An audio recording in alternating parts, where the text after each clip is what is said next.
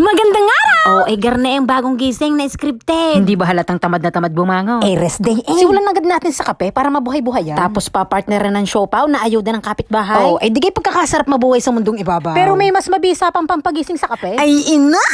Rin ang padala ng inay. Abay, hindi rin magpapakabog ang aking inay. Shout out nga pala sa pinakamamahal kong ina. Inay! Salamat din Ay mahihigop na rin ang kaping barako. Tapos pa-partnerin mo ngayon ang hopyang munggo. Lasahin ko'y sipag na sipag gumising ng umaga. Ay, ari nga pala ipadala ng aking inay sa aking pamangkin. Di sabi ko'y huwag magdadala ng madaming dami. Gawa ng are ang ilagay.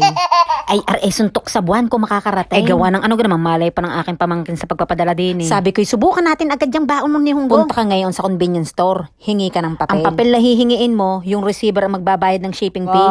Madaling kausap, malakas ang loob. Yan ang gusto ko, palaban. Unang sabak, sablay agad. Bakit daw hindi po pwede? Abonay lang ang naintindihan ko, delikado daw. Bakit? Ano daw delikado sa pagkain? Ano ka sinabi mo? Basta sinabi, sa iba na lang daw magpadala. Mukhang duda ako sa ni Honggong nabitawan ito ah.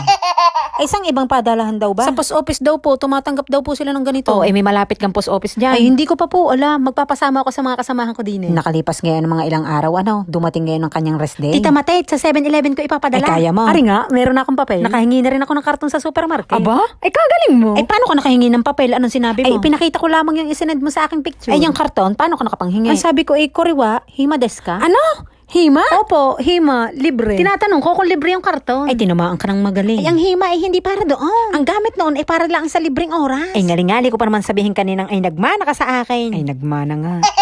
Buti kayo nagkaintindihan Hindi ko naman talaga naiintindihan. Pinakikiramdaman ko lang. Magandang panimula yan. Sa susunod mong pakikipag-usap sa hapon, marami naman dyan mustra. Tapos ang mga sagot mo, puro tawa. Iba't ibang klase ng tawa para hindi halata. Hay. Hay.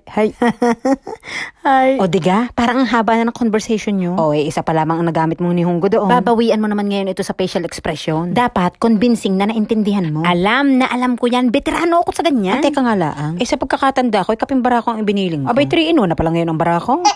Matagal-tagal na akong hindi nakainom na rin 3-in-1 na Parang kakaunti na ang laman nito. Pero gayon pa rin ang lasa. Di naman tayo magkakaintindihan, Sophia. Pati pala hopya, nagbago na rin. Ante-ante at baka madali ng inay. Buti na lamang. Skyplex ang pinadala ng inay. Na-miss ko, Panamang-panama sa kape. Kung hopya, pagkakatamis no, nakakasawa. Kung aring Skyplex, dahil ko pang may ulcer. Nag-a-apply. Ano ko naman nag-a-apply?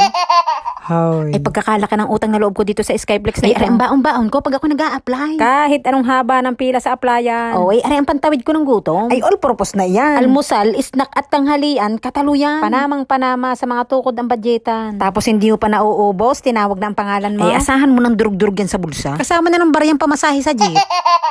Kaunting kwento, gutom na naman ako. Pagkatapos kong mag-siopaw at Skyplex, ihanda ko naman ang aking tanghalian. Naman ang gustong-gusto ko pagka malamig ang panahon. Kung sa Pinas ay uso ang bulalo, gari naman ang uso din eh. Yung sabaw na ibinuhos ko kanina. Templado na at pakukuluan mo na lamang kasama yung gulay at karne. Yan namang sabaw na yan ay may iba-ibang flavor. Pero ang pinaka-paborito ko, gawa ng may kaunting halang. Nasubukan ko ng kumain ng ganyan sa restaurant. Napaka-memorable. Paano hindi magiging memorable? Kahiya-hiya. Kaming tatlong hopyak ay nayaya ng isang hapon. Kami daw ay magsashabu-shabu. Ang pinuntahan namin ay unlimited kain pero may time limit. Sabi ng hapon ngayon na lahat ng gusto nyong karne at gulay, ilagay niya natin lahat sa lamesa. Para hindi na tayo patayo-tayo, tipid pa tayo sa oras. Maliban sa mga karne at gulay, meron din dong kari, kanin, at saka pansit. It all lookin din. Oras lang talagang kalaban mo. Di kanya-kanyang dampot na ngayon. Habang yung kaserola ay nakulukulo na yung sabaw. Unang niredy ng hapon ay yung mga karne. Habang ang ibang hopyak ay mga gulay. Ako, hindi ko alam kung anong kukunin ko. Ako nagmagandang loob na laan. Yung mga pinagkukuha ng hapon ng mga karne. Pinagbubuhos ko ng lahat sa sabaw. Para bago man lamang sila umupo, malambot na. Sabi ng mga hopyak, yun, ang galing mo. Siyempre, pangiti-ngiti. Abay, ako nakayabang daw. Dumating ngayon itong kaibigan naming hapon. Naubos niya na agad yung karne. Saglit, kukuha ulit ako. Sabi ko, hindi. Ariga, pinapakuluan kong lahat. Pagtingin niya, nabula-bula na sa dami ng karne. Hindi pa nakakapag-react, buhusan pa ng gulay ng hopyak. Hindi ko alam kung imagination ko lang ba yun. Pero parang nag-iba yung aura ng hapon. Hindi ngayon umimik, Umalis, kumuha ngayon ng kanin, sinabawan ng kare. Sabi niya, kain na kayo. Di kain kong kain, nagmamadali. Sayang ang oras. Nagsikuhan na kami ngayon. Ba't parang hindi siya nakain? Ba't dito siya nag-ayay? Hindi naman pala nangangain na rin. Kain din ho kayo. Sabi niya ngayon ay, sige. Nung maubos na yung karne at gulay, ipinagkuha niya pa kami ng mangkok. Yung natitirang sabaw ay nilagyan niya ng pansit. Ganun daw ang pagkain noon. Sabay banggit, Matet, Inang. Ramdam ko na parang may mali. Ha, sabi niya, kaya siya tinawag na shabu-shabu. Kasi habang kumukulo yung sabaw, gamit ang chopstick, idadaw-daw mo yung karne sa kumukulong sabaw. Daw-daw ng isa, shabu. Idaw-daw mo ulit, shabu. Kaya siya tinawag ng shabu-shabu. Pag umiba na yung kulay ng karne, luto na yan. Pwede na yung kainin agad. Inang, pinakuluan ko lahat. Sa isip-isip ko nun, Inang, hindi kasi kami nangangain na medyo hilaw-hilaw. Pero hindi na ako nangatwiran. Aba, baka madalang isama kami. Pero sa tuna, yung kain ko ng shabu-shabong yun, pangalawang beses na. Yung una ay puro Pinoy kami. Kaya ang sabi ko, ano kaya pinagmamadali ng hapon na ito? Nakakain na naman na kami dati. Pagkakahaba pa ng isang oras. Pagka sa dami naming karne nakain. Parang nga ngayon ako na-conscious. Ano kayang iniisip ng katabi naming lamesa noon? Todo hingi ako ngayon ng dispensa sa kasama naming hapon. Sorry, hindi ko alam. Hindi ka tuloy nakakain. Inang, baka hindi na ako isama na to sa susunod.